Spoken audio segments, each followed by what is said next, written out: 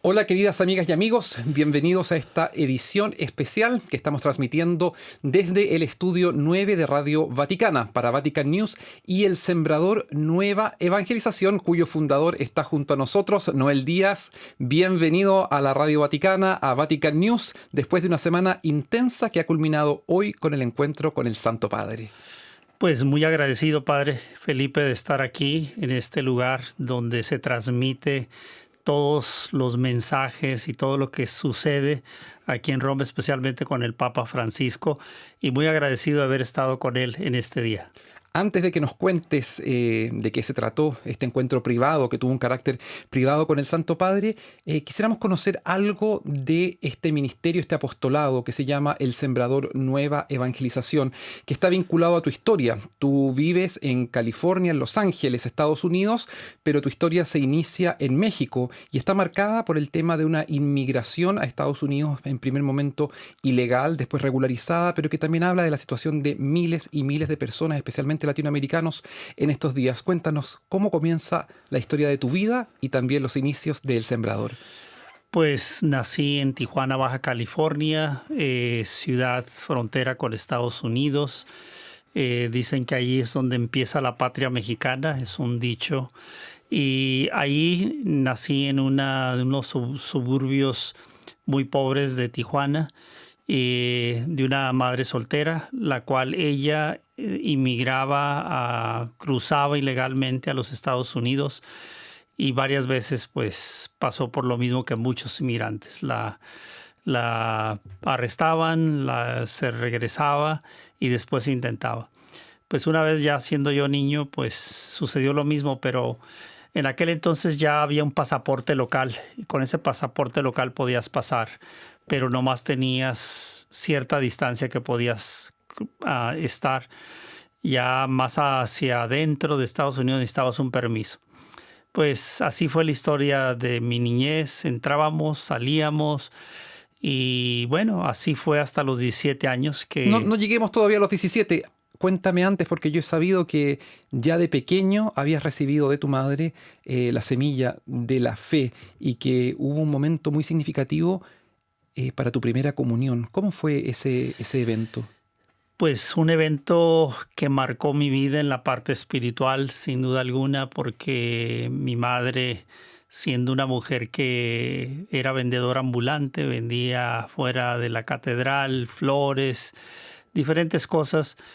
Cuando terminé la última clase de catequesis, ya para hacer mi primera comunión, mi madre me sorprende diciéndole a la catequista que no podía hacer la primera comunión porque no tenía para comprar mi pantalón negro y mi camisa blanca.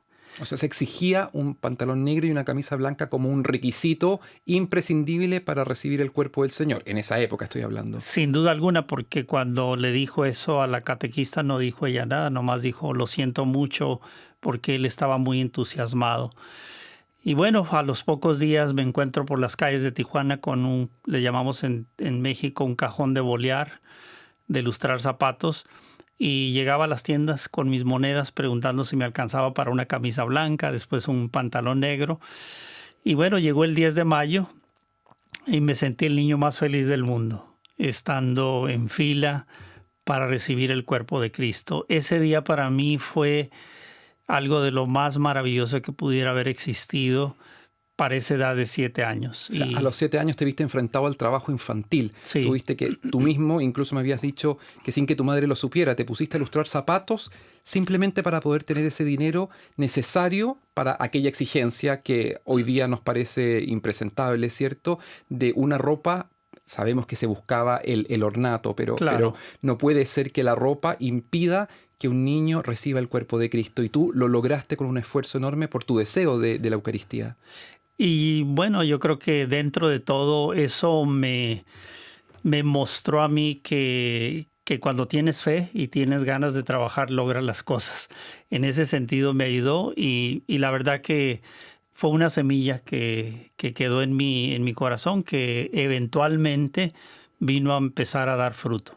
Y parece que dio fruto en Estados Unidos. Nos decías que a los 17 años partiste solo a cruzar la frontera y establecerte en Estados Unidos. Sí, a los 17 años llegué crucé con un pasaporte local.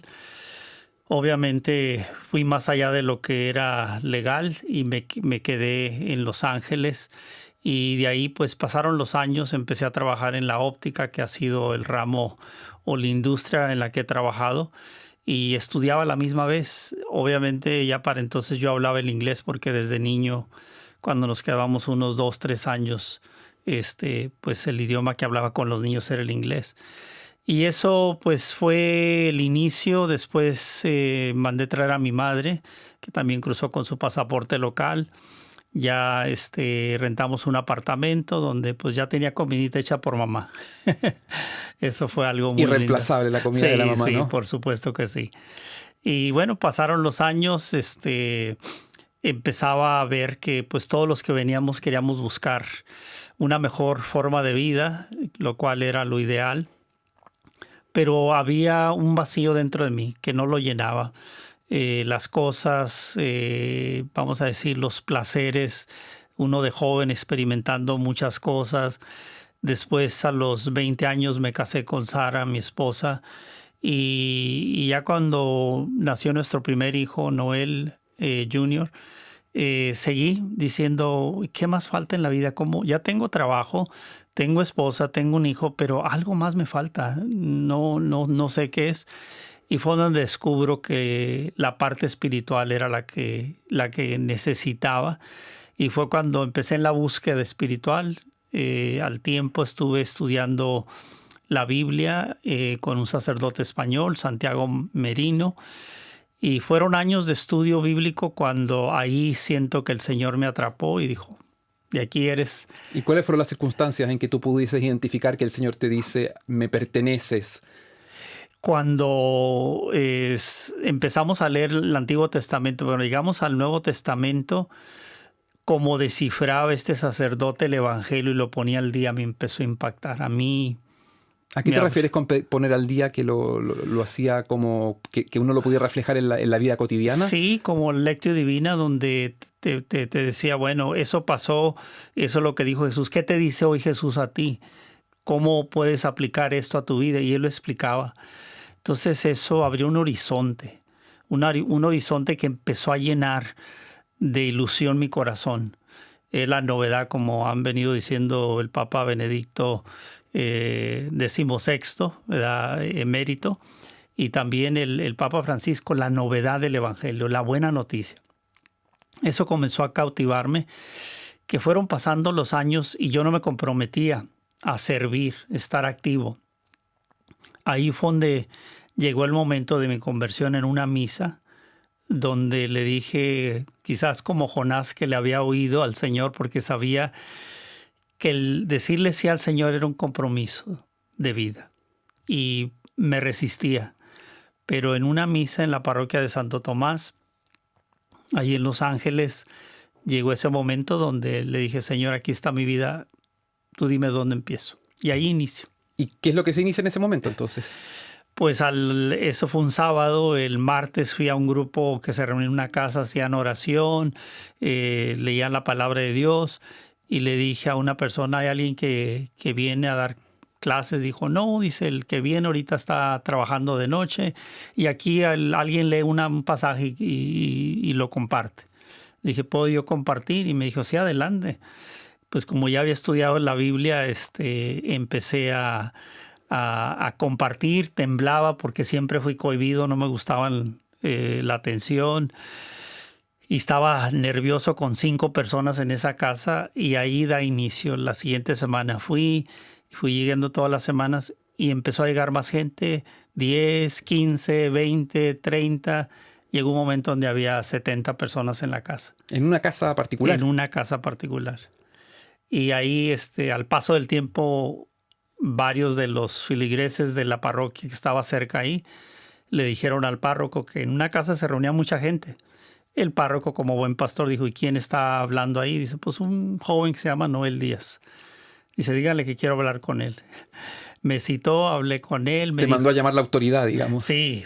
Y como buen pastor tenía que ver si no se le iban a ir las ovejas con alguien que estuviera quizá con otra idea, ¿no? Sí, como estamos viendo en estos días las catequesis del Papa Francisco, que habla a la comunidad de los Gálatas, que habían llegado misioneros que traían una distorsión del Evangelio.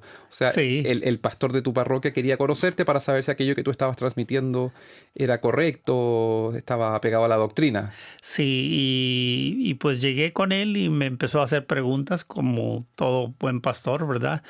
¿De dónde aprendiste? Es que ya le platiqué todo, le hablé de mi conversión, de que quería ese encuentro con Jesús y que lo había dado y que quería ahora servirle. Y le dije que era casado, tenía mi trabajo y que estaba dispuesto a servirle. Me dijo, él dice, ¿por qué no te vienes aquí a la parroquia? Y aquí te doy un saloncito para que empieces con la gente. Le dije, perfecto. Él pensó que yo me iba a poner porque pues no me conocía. Le dije, no, yo estudié la historia de la iglesia, soy de iglesia y mucho mejor aquí en la iglesia que en una casa. Bueno, un ejemplo de sacerdote también que en vez de sentirse amenazado por el trabajo de los laicos, al contrario, acogió y discernió que había un signo del Espíritu que se estaba manifestando con claridad. Así es.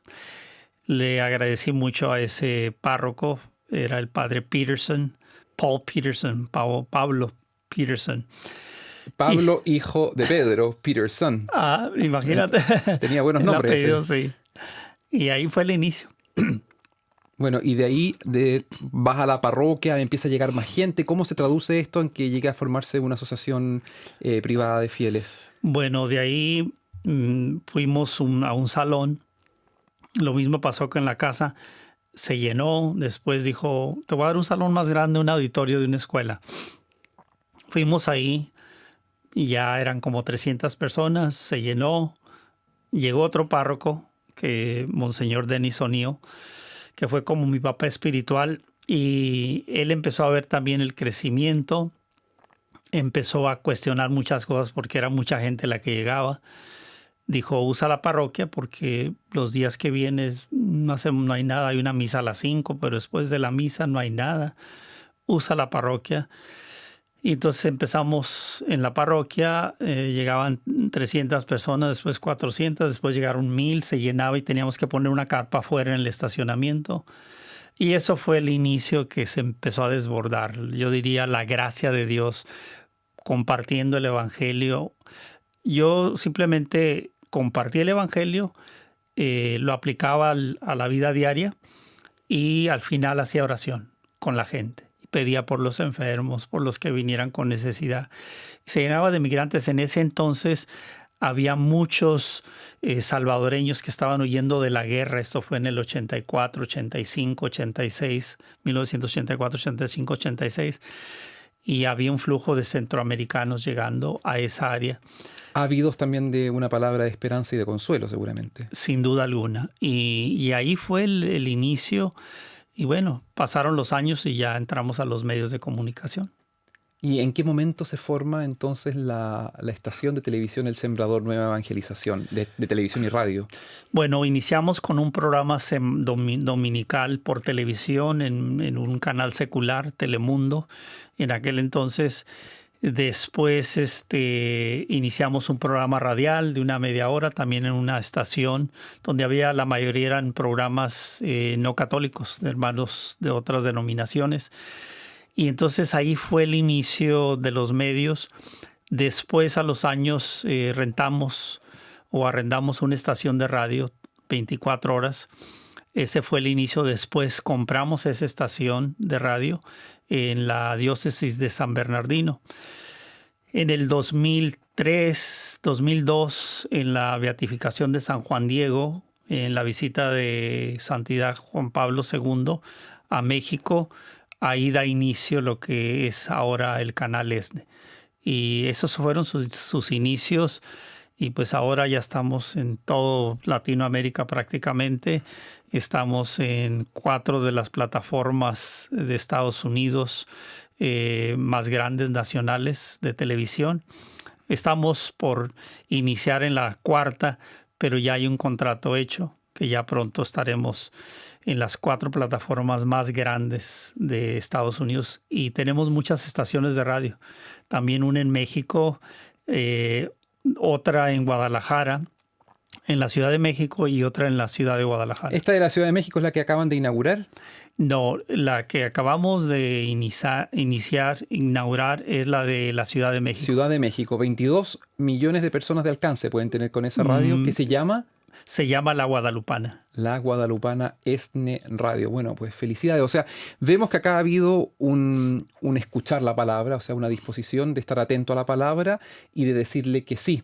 Yo de lo que he podido conocer, Noel, veo que no hay una pretensión de protagonismo, no hay una búsqueda de éxito tampoco, sino más bien de fecundidad, que también ha sido reconocida por la Iglesia y especialmente por el Papa Francisco, que en reiteradas ocasiones ha tenido gestos hacia ustedes de cercanía, de confirmación de esta misión, y hoy fue un día importante porque el Papa Francisco te ha recibido en una audiencia privada y ha estado contigo. De esa audiencia, ¿qué nos podrías contar? Porque sabemos que es privada, hay cosas que se manejan en silencio, pero otras cosas de las cuales se puede contar.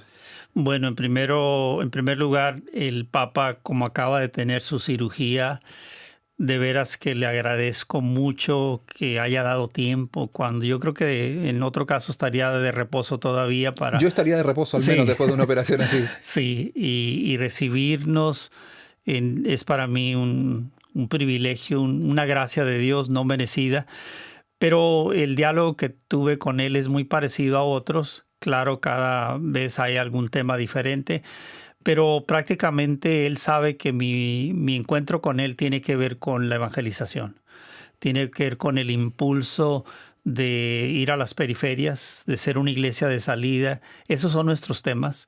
Le di un breve reporte de lo que hemos hecho en estos últimos años en medio de la pandemia.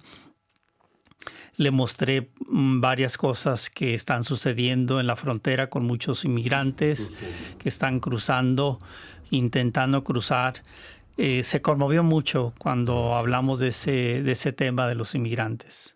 Es algo que su corazón le mueve cuando mira el sufrimiento de todas las personas que tienen que salir de sus países huyendo por las necesidades que tienen. Y para los cuales el sembrador es un signo de esperanza, al menos de consuelo y de sostén en tanto dolor. Pero yo el otro día, compartiendo contigo, les contamos a las personas que nos están viendo, el sembrador llega a tantos rincones, no a las grandes ciudades necesariamente de la América Latina. Yo veía fotos de personas que estaban trabajando bajo el sol intenso en el campo, con una radiecito, escuchando la programación, o un lustrabotas en algún otro país, o personas, un joven enfermo que escuchaba y que su gran compañía en medio de una circunstancia en que estaba postrado era precisamente el sembrador.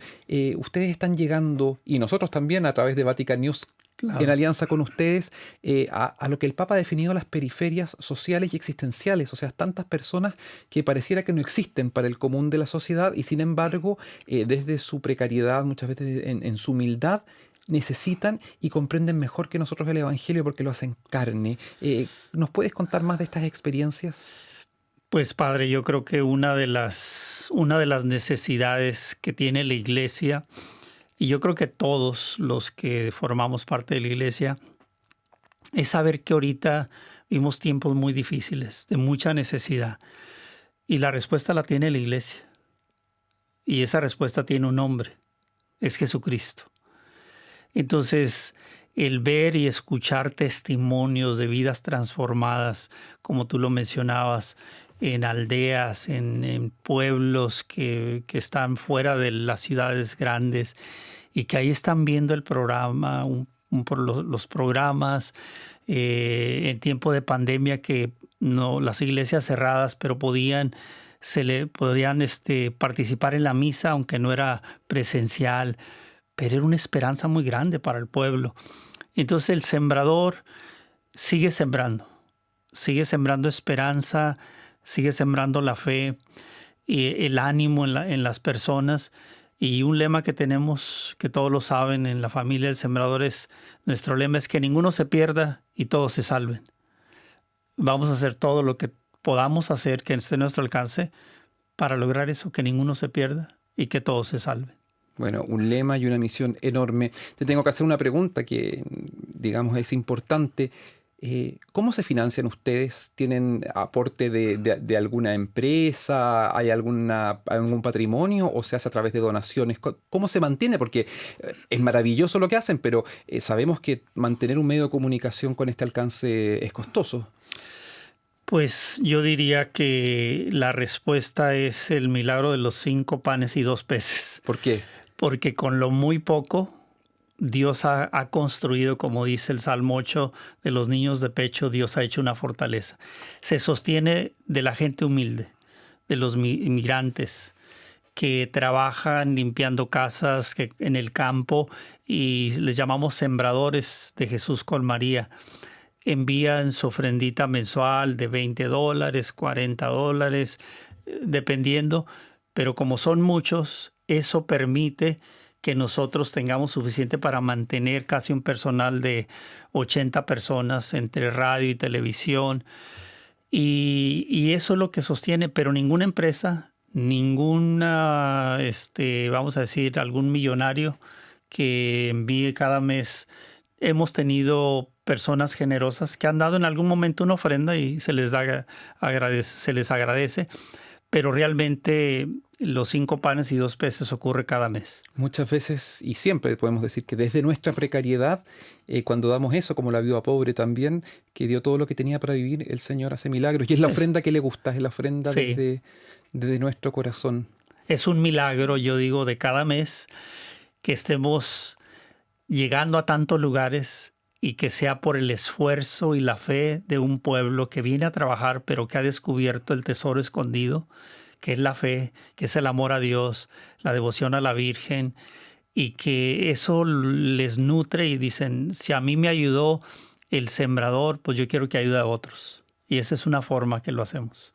Bueno, estamos conversando con Noel Díaz, un hombre que a los 7 años lustró zapatos, buscó cómo pagarse la ropa para poder hacer su primera comunión. Siendo inmigrante ilegal, cruzó a Estados Unidos, hijo de una madre soltera sacrificada, logró llegar a ese país, se casó, llevó a su madre y sintió la llamada del Señor a servir con la evangelización a partir de la palabra y muy fiel a los papas. Eso ha sido muy importante, se ve cotidianamente en las emisiones. Y después con una importancia tan grande a aquellos temas que el Papa Francisco da en este tiempo, la centralidad de las periferias, ¿cierto? Qué paradoja, el Papa pone al centro la periferia, porque es donde están las personas invisibles, descartados. Claro. Después esa importancia tan grande por los migrantes, por los que sufren, pero siempre desde la perspectiva del Evangelio. Te queremos agradecer, Noel, por tu presencia acá. Gracias, Padre. Te felicitamos por tu encuentro con el Santo Padre y quisiéramos tal vez, pensando una vez más en este encuentro que tuviste con el Papa Francisco esta mañana, unas palabras al cierre para también dar gracias al Señor por este tiempo que has pasado estos días en Roma, que te hemos podido acompañar y que ya concluyen después de esta visita y este encuentro tan formidable con el Santo Padre. Bueno, con un corazón agradecido también a Dicasterio de Comunicaciones, a ti, Padre, por acompañarnos y estar con nosotros, y agradecer una vez más al Santo Padre que con un esfuerzo muy grande se dio el tiempo para estar con nosotros, dándonos palabras de aliento, y pedí su bendición para el pueblo hispano de Latinoamérica, lo cual también es muy generoso, dio su bendición. Y he llevado en mi corazón a todos mis hermanos y hermanas que de alguna forma no están aquí, pero estamos unidos en un mismo espíritu. Y nuevamente gracias, Padre, por tu apoyo. Gracias a ti por el esfuerzo. Como Dicasterio y como Vatican News también renovamos nuestro compromiso de seguir trabajando para llevar la palabra de Dios a todos aquellos públicos que también nosotros como medios de comunicación tenemos la misión de llegar y que el Papa Francisco nos pide. Los que han sido descartados, los que nadie ve, darle visibilidad a aquellos que son invisibles, aquellos que mira el Señor con tanto cariño y que le preocupa y que a nosotros nos ha dado dones para poder llegar a ellos. Te agradezco mucho desde aquí también, desde Roma y de toda la familia de Vatican News, un cariño grande para la familia del Sembrador. Quería agradecer también al señor Paolo, el prefecto. Paolo Ruffini, el prefecto. Paolo Ruffini, Ruffini, y también a Andrea Tornielli, el director editorial. Sí, que también han sido muy generosos. Están ahorita fuera, pero han dado siempre el apoyo. Así es que muchas gracias. Es una verdadera fraternidad la que estamos viviendo entonces con El Sembrador, y los saludamos con mucho cariño hasta un próximo momento. Y como vemos acá, desde Vatican News, saludamos muy cariñosamente a toda la familia del Sembrador Nueva Evangelización. Hasta una próxima oportunidad.